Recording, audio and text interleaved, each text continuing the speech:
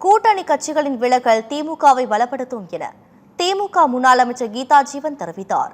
தூத்துக்குடி மாவட்டம் கோவில்பட்டியில் செய்தியாளர்களை சந்தித்தவர் நிதிநிலை குறித்து ரகசியம் வைத்திருக்கும் என தேர்தல் பிரச்சாரத்தின் போது சொன்ன முதலமைச்சர் விஜய் அந்த ரகசியத்தை சொல்ல வேண்டும் என கூறினார். அம்மா உணவக உணவுகள் வெளி சந்தையில் விற்கப்படுவது கண்டனத்திற்குரியது எனவும் கூறிய கீதா ஜீவன், ரீல்ஸ் மற்றும் ஷூட்டிங் எடுப்பவர்களால் தமிழ்நாடு எங்கே போகிறது என்றே தெரியவில்லை என விமர்சித்தார். கூட்டணி கட்சிகளின் விலகல் திமுகவை பலப்படுத்தும் எனவும் கூறினார். அம்மா உணவகத்தில் உள்ள உணவுகள் அப்படியே வெளி மார்க்கெட்டில் விற்பனை செய்யப்படுகின்றது ரொம்ப கவலைக்குரிய செய்தி.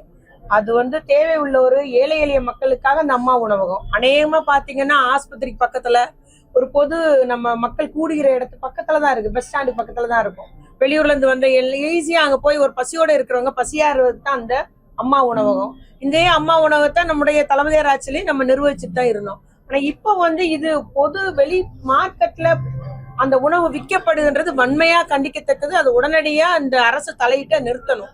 எங்களை பொறுத்த வரைக்கும் கூட்டணி இருந்தாலும் இல்லாட்டாலும் என்னைக்குமே திமுக மக்கள் தேவைகளுக்காக மக்களுக்காக மக்களுக்கு ஒரு பிரச்சனைன்னு சொல்லும் போது முதல் தளத்தில் நிக்கிறது திமுகவா தான் இருக்கும்.